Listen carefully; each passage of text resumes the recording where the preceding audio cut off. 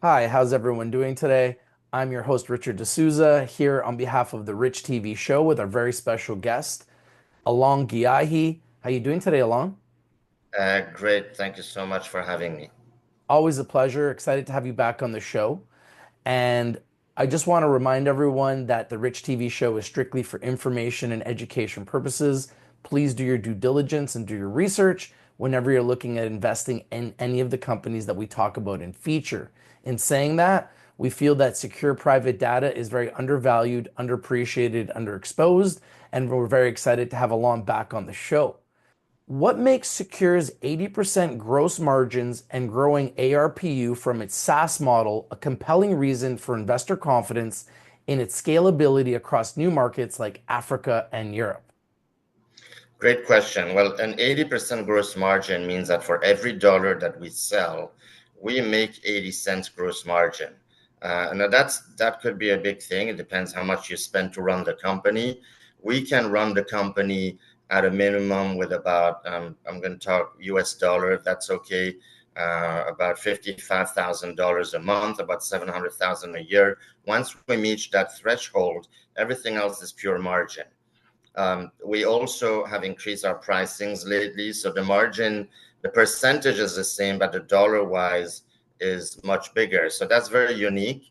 The ARPU is actually increasing for consumers from about $10 US to an average of 15-20, and for SMB package and the new corporate package, it's going from about $40 to about 75, and then from 90 to 120 for the full package on a monthly recurring revenue. This is a MRNI, as one of my shareholder calls it, monthly recurring net income business. And once you reach that momentum, it's pure profit after that. We have no debt as well. Fantastic. We love hearing that there's no debt. With Christophe Cabaya's appointment and expected regional operation launch in Central and Southern Africa by September 2025, what revenue or user growth targets have been set for this strategic expansion? So Christophe Cabaya is essentially going to run 2 and eventually 4 countries in Africa. The revenue expectation for Q4, it's still in the works, but for 2026, we expect to sell at least 3,000 to 5,000 what we call premium license or corporate enterprise. Those are $1,200 a year license, $1,200 US. So we're looking at 3 to 5 million US in revenues. And there's other things that we're going to discuss in some of your questions that Mr. Cabaya is going to do. Right now, we're trying to establish a beginning of a revenue with government entities for Q4, and we believe that we will reach some sort of a sales startup starting September. That sounds fantastic. We can't wait to see what happens in September. Can you share specifics on any agreements or trials underway with the African governments or telcos and how these are expected to contribute to Sekur's near-term revenue growth? I can't give you specifics because these are governments, but in the 2 countries that we mentioned, Angola and the DRC, the Democratic Republic of Congo, we have had contact with our partners that are in partnership with government or government officials themselves. This is a very discrete operation, so I can't detail more, but that has been already engaged, and this is why we're believing that starting September, we're going to start to see some momentum action until the end of the year.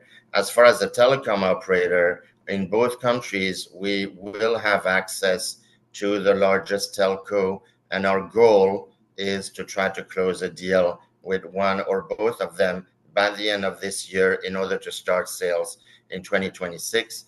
The DRC has over 110 million people, Angola, 30 million, I think. And we believe between the 2 countries, there's definitely at least 1 million corporate customers. And we figure we can probably sell at least to 5 to 10% of them. So that would be 50 to 100,000 users at an average of $10 to $30 a month net to us. Wow, that's impressive. I look forward to seeing that type of growth. How does Sekur's Swiss-based hosting infrastructure and independence from big tech clouds provide a durable competitive edge in the secure communication space? That's a great question. We also offer privacy. We're the most private communication solution in the world. The fact that we're not part of big tech and the big cloud providers, I think people, especially in the US, have seen the news from Google, Microsoft, Signal, WhatsApp, everything that is completely collapsing. Outlook is being hacked and keylogged on a daily basis. We are basically an off-grid solution. Companies are looking for off-grid solution. The government of Denmark, for example, has decided to completely shut down all of its Microsoft use. So they're going to go with other solutions. So there's a trend with corporate VIPs and some governments to move away from some of these cloud solutions. We offer a highly scalable, extremely private and secure solution where we have unique features such as the email compromise protection, BEC attacks, and so forth. So these are great features, and the scalability is endless. Today, we can cover about 1 million users, and to grab another 1 million users, we would need to spend about 700,000 US dollars in infrastructure. But you need to know, Rich, that if we have 1 million users, we would make about 15 to 20 million dollars per month in a monthly recurring net income. So spending 700-800 grand in an infrastructure to get 20 million a month is really nothing. Especially the infrastructure would last us for 4 years. This is when you slowly replace your server. So we offer an all-in-one email messenger VPN.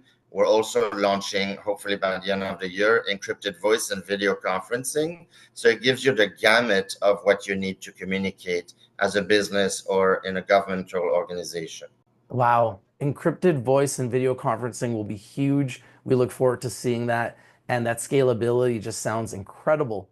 Now, Sekur has mentioned plans to uplist to the NASDAQ. We love that here. What specific milestones, financial or operational, remain before that goal can be achieved?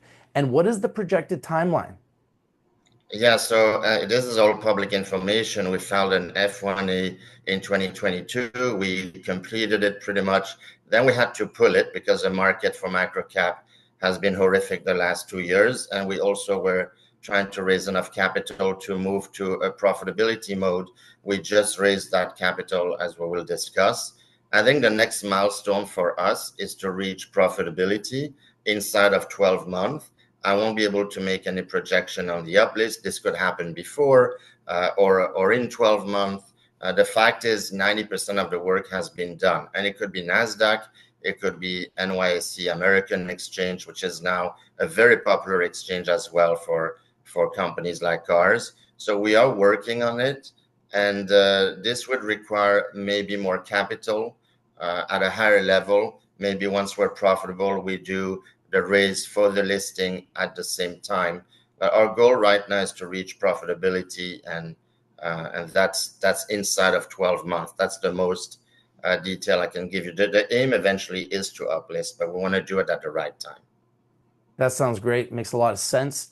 Obviously, we would love to see you guys uplist, but the goal of becoming profitable is an amazing goal. And I agree with you. Become profitable, uplist, and make your investors very happy. So that sounds fantastic. What are the cornerstone features and revenue expectations for the upcoming Sekur Corporate Suite? And how will it differentiate from your consumer and pro products?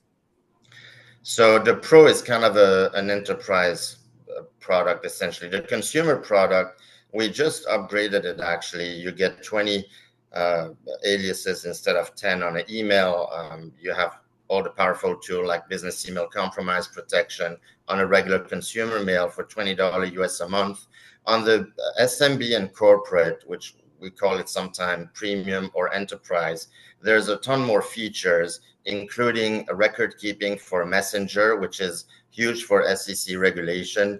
Most companies don't, well, no company has that, except maybe if you buy a Bloomberg terminal at $50,000 a year. So we can offer banks, investment advisor, the compliance they need when they chat with someone. I should mention that our systems allow you to chat or email even non-secure users and be fully compliant and offer that privacy and security and record keeping. So that record keeping archiving is huge. We are also offering multi-user management, This is all of our big partners that we're looking for that. So there's a few features there, and we're going to offer on the corporate, which we used to call our enterprise or pro. Our corporate solution will have white label ready. So if you're a bigger business and you want to have your own brand on your email, your messenger, etc., you'll be able to do it without having to require any IT to do it. So that's a great advantage. We're going to push that in Latin America through our partner America Movil, all the telecom and big companies. We're going to target the financial industry. So these are very big differential. Our consumer product is still going to be as robust, and we do have a lot of consumers buying the solution. That sounds fantastic. Sounds like you guys are definitely on the right track. Following your recent 1.6 million in non-brokered private placements, how do you plan to strategically deploy that capital to accelerate marketing development and geographic expansion? So what we decided to do is to focus on premium and high value clients. So that would be family offices, high net worth individuals, VIP, Hollywood stars, those kind of VIPs, partner with security companies, protection companies. We allocated we have about $1 million US in the bank. We probably will go through about $500,000 before we're profitable. So we'll have a profit mode still having, close to 700,000 Canadian in the bank. We will spend about 200,000 into our voice and video encryption. So some of that money is for finishing the product. And really, the rest is to partner with specific partners in the US that we have. And of course, expanding in Africa and Europe as well. We are going to announce 3 or 4 contracts in Europe with partners. That'll be soon. We've been discussing with them. So we do want to be careful with that cash. The goal for us is to make sure that we have enough runway until profitability and not overspend into digital marketing because the ROI is just not there. It's a lot better to find B2B partners in a nutshell. Sounds like you guys are doing incredible and you're on the right track. Congratulations on all your success. We're here with the CEO of Sekur Private Data, Alain Ghiai. Alain, thank you for joining us today. Thanks, Richard. Thanks, everyone, for watching. Always a pleasure. Go and take a look at Sekur Private Data.